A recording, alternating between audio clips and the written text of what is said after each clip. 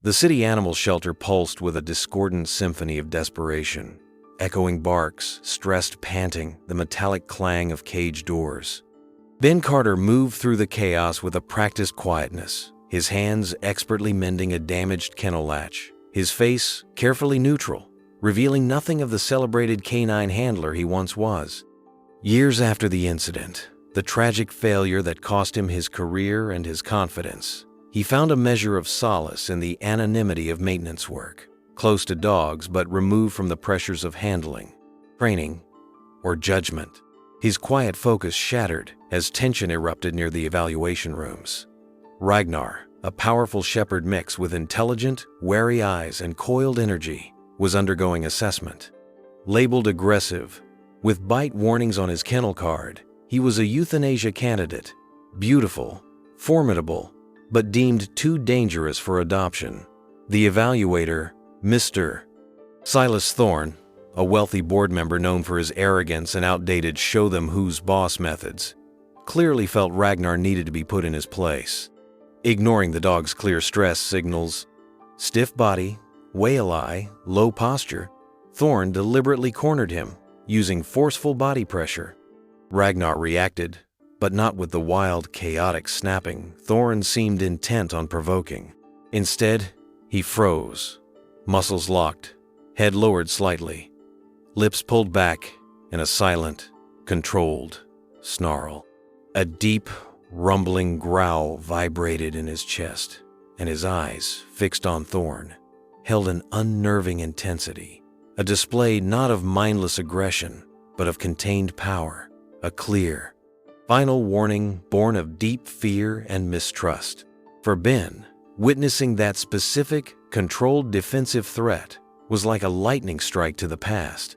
He saw his former canine partner, Laser, trapped, terrified, reacting with that same chilling stillness just moments before the career-ending bite. The memory slammed into him, the sound, the confusion, the feeling of utter failure. Before he could consciously think, Ben moved. "Thorne, back off!" His voice, rough from disuse but carrying undeniable authority, cut through the tension. He stepped calmly between the evaluator and the dog, creating space, lowering his own energy, avoiding direct eye contact with Ragnar but presenting a non-threatening barrier. Thorne, furious at being challenged, sputtered, "That dog's broken, Carter! Dangerous! It needs to be put down!" But Maria Flores, the experienced shelter manager watching with concern, saw the immediate, subtle shift in Ragnar as Ben intervened, the slight softening of the eyes, the barely perceptible easing of muscle tension. "Maybe not," she said quietly, looking at Ben. Ignoring Thorne's continued protests and the shelter's protocols, Ben made a decision fueled by the ghost of his past failure. "He's not broken," Ben stated, his voice low but firm, meeting Maria's gaze. "He needs a chance. I'll take him. I'll work with him." He would face his own demons by trying to save a dog staring down the same fate that haunted his memories. Securing Ragnar's release from the shelter under a special behavioral rehabilitation waiver felt like smuggling contraband. The transport to Ben's secluded property, miles outside the city, was fraught with tension. Ragnar remained stiff and hypervigilant in the secure crate, his eyes darting, reacting to every sound and movement with suspicion. Ben drove in silence, the dog's palpable stress amplifying his own anxieties, the weight of his impulsive decision pressing down on him. What had he done? Was he capable of helping this dog, or was he setting them both up for another failure? Ben's property was functional but isolated. A small house, a well-fenced yard, and a simple but secure kennel run detached from the main dwelling. It was a place designed for quiet solitude, a reflection of Ben's own withdrawal since the incident. Upon arrival, Ragnar exited the crate cautiously but immediately began pacing the perimeter of the large kennel run, head low, scanning constantly, refusing to settle. He ignored the fresh water and scattered high-value food Ben left, maintaining a wary distance, occasionally emitting a low growl if Ben lingered too close to the fence. He showed extreme avoidance, turning away sharply if Ben tried to meet his gaze, melting into the shadows of the doghouse if Ben approached the gate. The first weeks were defined by this mutual, guarded distance. Ben adhered strictly to safety protocols learned the hard way: double-latched gates, never entering the run with Ragnar initially, using long-handled tools for cleaning, providing food and water only when Ragnar was securely in the doghouse or at the opposite end of the run. His primary focus was observation. He spent hours sitting quietly outside the fence, sometimes reading, sometimes just watching, meticulously noting Ragnar's behavior. He saw the intelligence flicker in the dog's eyes as Ragnar assessed his environment, the subtle ways he tested boundaries, the patterns in his reactivity.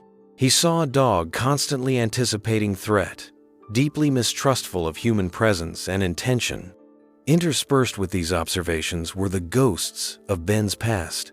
The quiet intensity in Ragnar's stare mirrored Laser's focus just before the bite.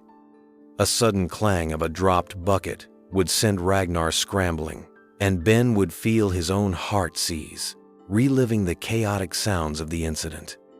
He remembered the official inquiry, the judgment in his colleagues' eyes, the forced retirement, the crushing loss of the work that had defined him, and the lingering, suffocating guilt over failing his canine partner. He recognized Ragnar's fear because it resonated so deeply with his own unresolved trauma. The fear of losing control, the fear of unpredictable escalation, the fear of causing harm. He knew he possessed the technical skills, the understanding of canine body language earned through years of canine work, but his confidence was shattered. Could he trust his own judgment again? Could he provide the unwavering calm Ragnar desperately needed when his own past kept ambushing him? He realized, with growing unease, that rehabilitating Ragnar wasn't just about fixing the dog. It was inextricably linked to confronting the wreckage of his own past. Months crawled by, dictated by the slow, painstaking rhythm of building what Ben termed negative trust, proving to Ragnar, day after relentless day, that his presence did not predict pain, pressure, or threat. Ben continued his routine of non-interaction, focusing solely on predictable care and calm observation. He established clear signals, always whistling softly before approaching the outer fence, always placing the food bowl in the exact same spot, always moving slowly and deliberately when cleaning the run. He deliberately avoided any action that might mimic Ragnar's suspected triggers. No sudden movements, no reaching over the fence, no direct, prolonged eye contact. Gradually, almost imperceptibly, Ragnar's baseline anxiety began to lessen within the secure confines of the run. The frantic pacing decreased. He started eating immediately when food was delivered, instead of waiting until Ben retreated. He would sometimes lie down facing the house, observing Ben from a distance, rather than constantly hiding or pacing defensively. These weren't signs of affection, but they were indicators that Ragnar was beginning to predict safety within this limited context. Ben marked these moments internally, acknowledging the microscopic progress.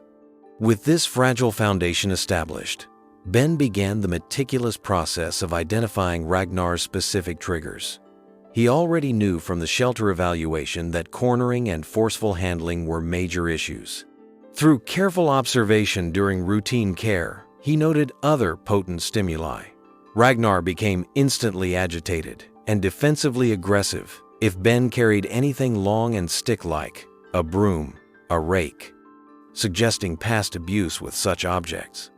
Sudden reaching movements towards his head or neck provoked immediate, intense fear responses, snapping or frantic avoidance. A specific type of sharp, metallic click, like a heavy chain or certain types of gate latches, also caused extreme anxiety. Ben tried to piece together Ragnar's history, contacting the city shelter again. Maria Flores, the manager who had authorized the release, shared what little information they had. Ragnar had been confiscated from a property cited for multiple animal code violations. Neighbors had reported sounds of dogs fighting or being beaten. The previous owner was known for using harsh, punitive methods. There were no bite records prior to the shelter incident with Thorn, but the notes described him as extremely fearful and defensively reactive, particularly around restraint and specific objects. The fragments confirmed Ben's suspicions. Ragnar's reactivity wasn't inherent aggression, but a learned defensive strategy born from likely brutal abuse and mishandling. Knowing the triggers was one thing. Addressing them was another.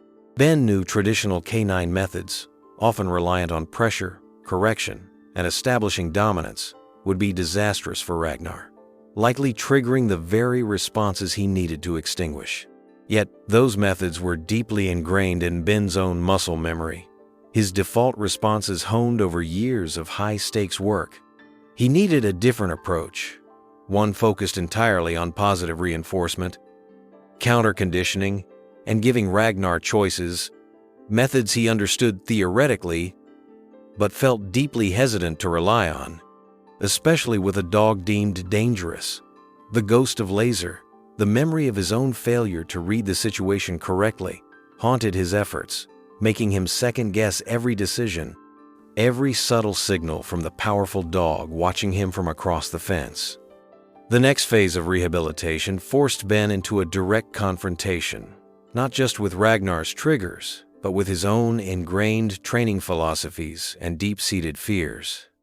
He knew, intellectually, that compulsion or force would be catastrophic.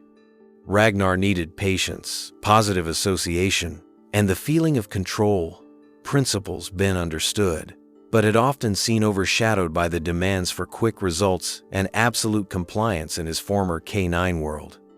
Now, with Ragnar, there was no room for error, no shortcut through the trauma. He began the slow work of counter-conditioning Ragnar's fear of stick-like objects. Standing far outside the kennel run, he would simply hold a broom handle passively. The instant Ragnar looked at it without showing overt fear, Ben marked the moment with a quiet yes and tossed a high-value treat, a piece of cooked steak, over the fence. Slowly, over weeks, he decreased the distance, always watching Ragnar's threshold. Retreating at the first sign of tension, he progressed to touching the fence briefly with the broom, then holding it slightly inside the gate, always pairing the presence of the object with highly rewarding treats. It was painstaking, repetitive work, demanding immense self-control from Ben, who had to fight his own ingrained instinct to push faster, to expect more compliance. He had to unlearn his own conditioning alongside the dog's attend video. Addressing the fear of reaching hands was even more challenging. Ben started by simply sitting near the fence, hand outstretched flat on the ground, palm up, motionless, occasionally dropping treats near it. It took months before Ragnar would tentatively sniff the hand, snatch the treat, and retreat. Ben then worked on slowly raising the hand inches off the ground, then moving it slightly side to side, always pairing the movement with rewards, always stopping before Ragnar showed anxiety. There were many setbacks. A day when Ben moved his hand too quickly, causing Ragnar to snap defensively and retreat for days. A moment when Ben's own frustration bled through his posture, making Ragnar instantly wary. During these times, Ben felt the familiar icy grip of his past failure. The fear that he was inadequate, that he would break this dog as he felt he had broken Laser. He reconnected, reluctantly at first, with Dr. Ramirez, the therapist who understood his history.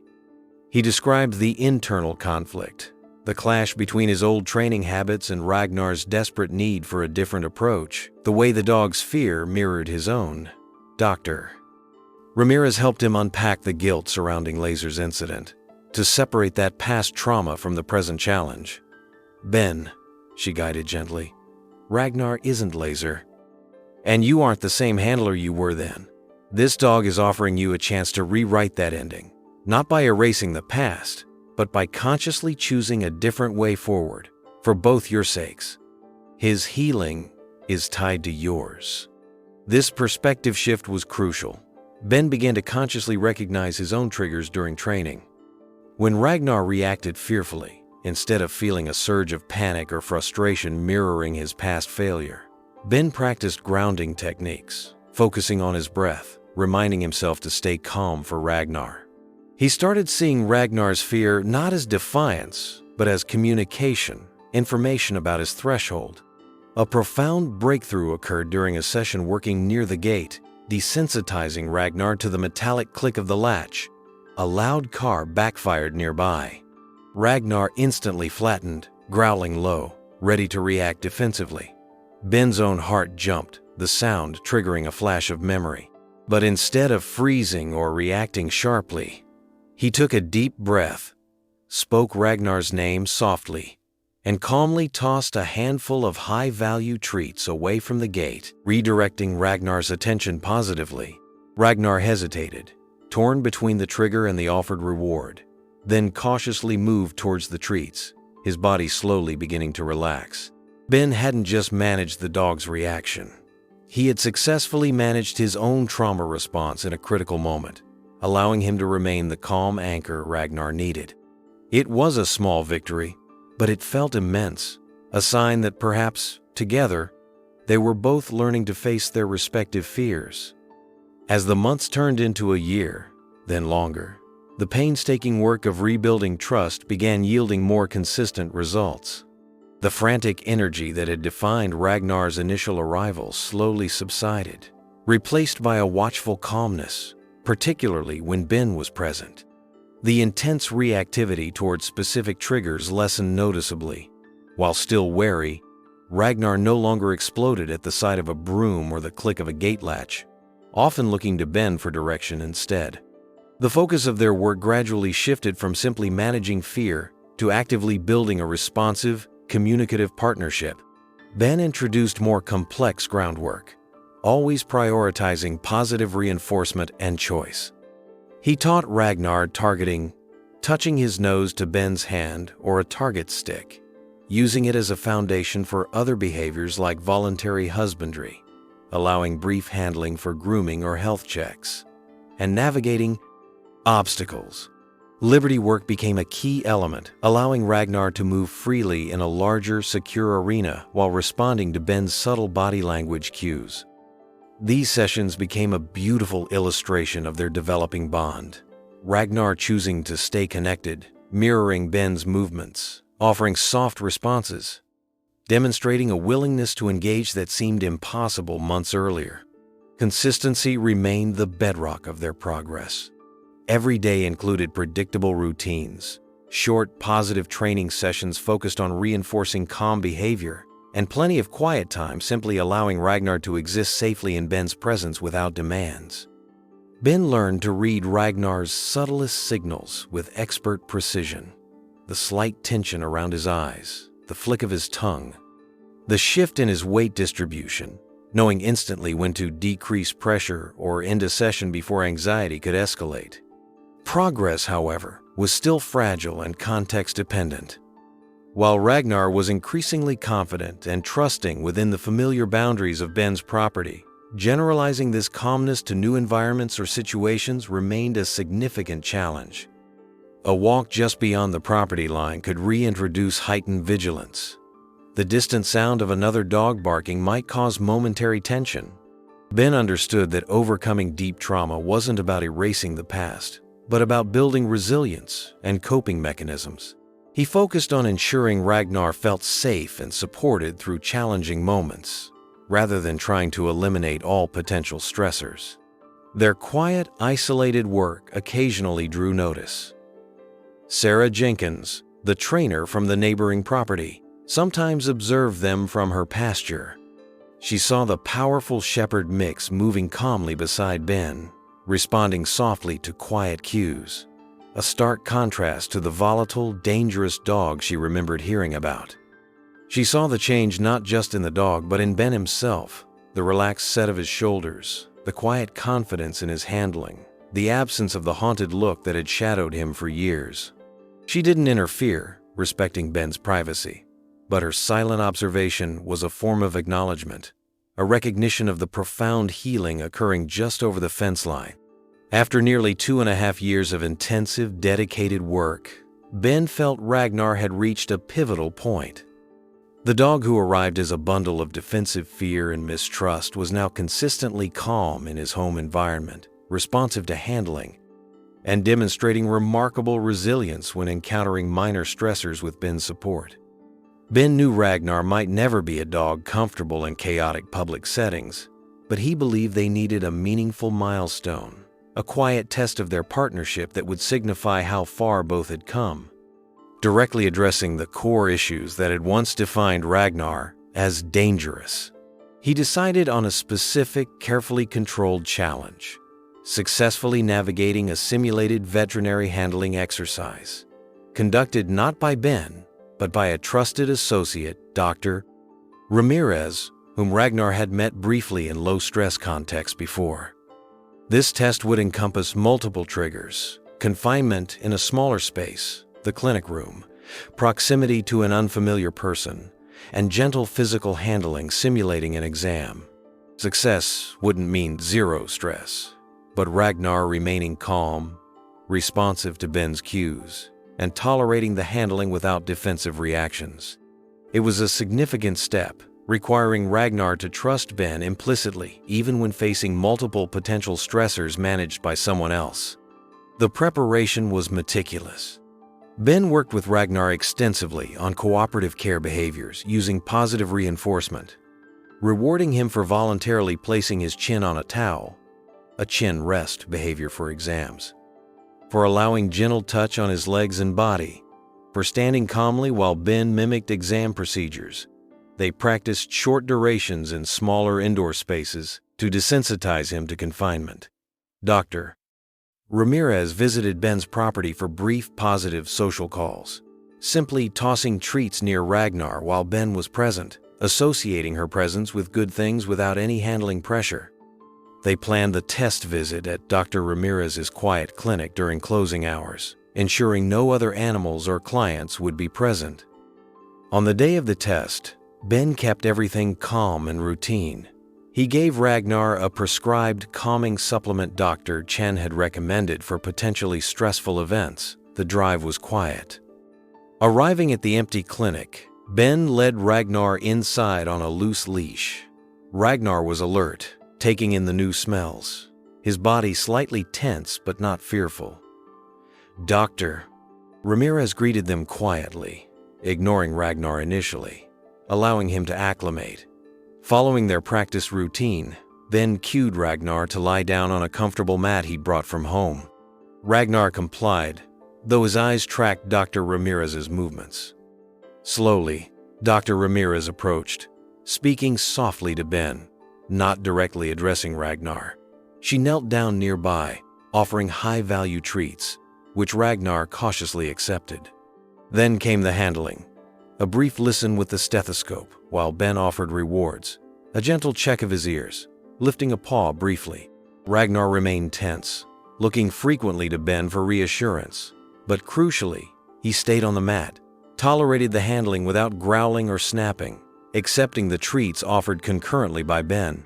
He was clearly stressed, evidenced by panting and vigilant scanning, but he was coping, relying on his trust in Ben and their established communication to navigate the highly triggering situation.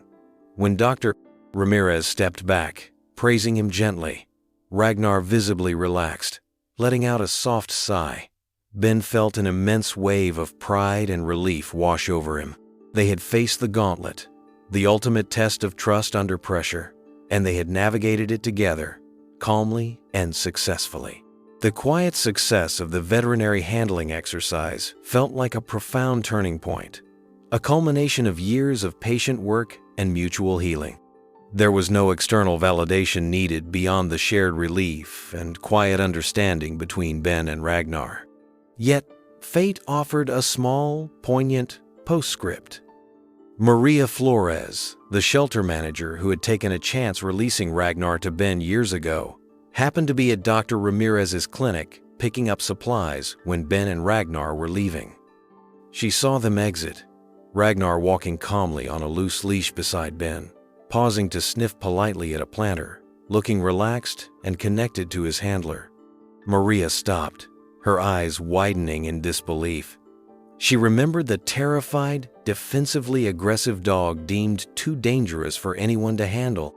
Seeing him now, calm, confident, trusting, was astonishing. She approached Ben tentatively. "Ben? Is that Ragnar?"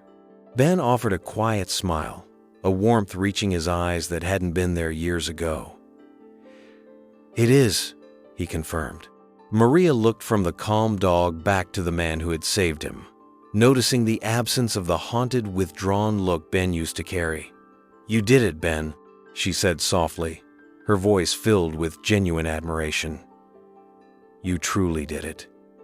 You gave him back his life." She paused, her gaze thoughtful. "Maybe," she added gently, "he did the same for you." Her words resonated deeply. Later that evening, back at his quiet property, Ben sat on the porch steps, Ragnar lying peacefully beside him, head resting on his knee. The familiar weight was comforting, no longer triggering ghosts, but signifying a hard-won peace. Sarah Jenkins' words echoed Maria's sentiment. Rehabilitating Ragnar, confronting the dog's intense fear, had forced Ben to confront his own. In patiently rebuilding Ragnar's trust in the world, he had inadvertently rebuilt his own trust in himself, in his skills, in his ability to connect and heal rather than control and fail. The path had been incredibly difficult, fraught with setbacks and self-doubt. But through the quiet understanding forged with this once dangerous dog, Ben Carter had found a quiet redemption, a way back from the shadows of his past. From the edge of euthanasia, labeled dangerous and broken, Ragnar's journey alongside Ben Carter became a powerful narrative of parallel healing. It was a slow, arduous path demanding immense patience, forcing a confrontation with past traumas, both canine and human, and ultimately revealing the profound potential for redemption hidden within both troubled animals and haunted handlers. Their story challenges us to look beyond labels, to recognize fear beneath reactivity, and to acknowledge the deep psychological wounds that often underpin difficult behavior. It underscores the critical need for trauma-informed approaches in shelters and training, advocating for patience and positive reinforcement over force. Most profoundly, it celebrates the unique power of the human-animal bond, built on mutual respect and understanding, not just to rehabilitate, but to truly redeem, allowing both dog and handler to move beyond mere survival into a future defined by trust and hard-won peace.